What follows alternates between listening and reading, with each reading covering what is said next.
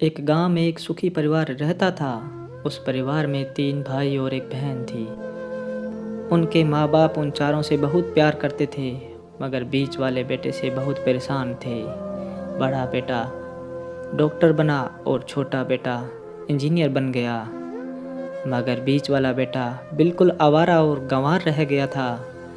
अब उनके बड़े बेटे और छोटे बेटे की शादी हो गई और कुछ महीने बाद बेटी की भी एक अच्छे घर में शादी हो गई थी।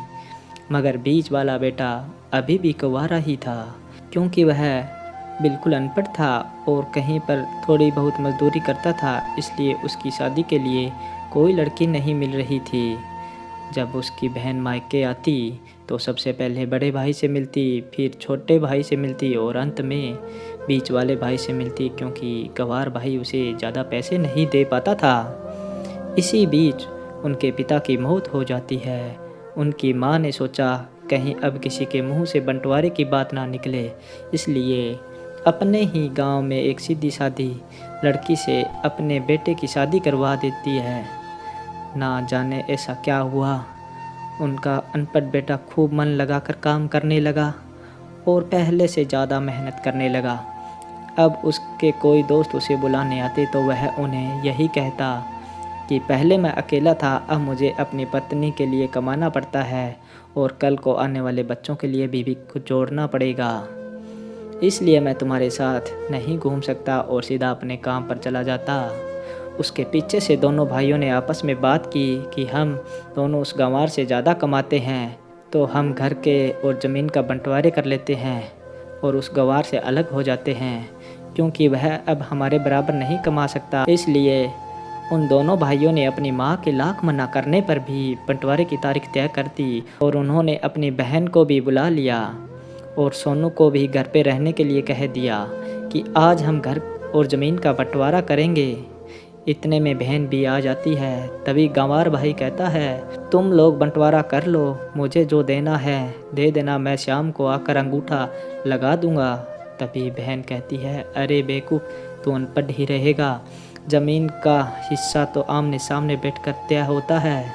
तभी उसके दोनों भाई उस गंवार को उल्टा सीधा बोलने लगते हैं।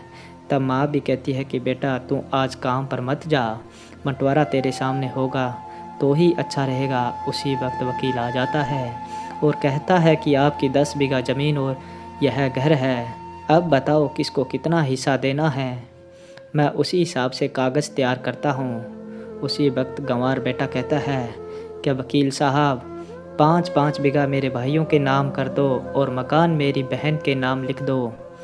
तभी उसके भाई बहन पूछते हैं कि तू क्या लेगा। तभी उसने कहा, मेरे इच्छे मेरी माँ है, और अपनी पत्नी की तरफ देख मुस्कुराया और बोला, सही कहा ना। इतना कहते ही गंवार बेटा और बहू माँ से लिपट जाते हैं और कहते हैं, माँ से बड़ी वसीयत क्या होगी हमारे लिए। गंवार बेटे बहू प्यार ने इस बंटवारे को सन्नाटे में बदल दिया। बहन भी रोने लगी और अपने गंवार भाई से माफ़ी मांगने लगी और दोनों भाई भी बहुत शर्मिंदा हुए। गंवार भाई कहने लगा, इस बंटवारे से हमारी ज़िंदगी थोड़ी रुक जाएगी। तभी उसके दोनों भाई भी उससे माफ़ी मांगने लगे। तो गंवार भाई ने कहा, क्यों हम एक साथ नहीं रह सकते, क्या बंटवारा करना इतना ज़रूरी होता है।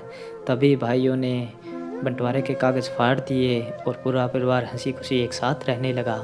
यह थी एक परिवार के बंटवारे की कहानी। दोस्तों, आपको ये कहानी कैसी लगी कमेंट में ज़रूर बताएं।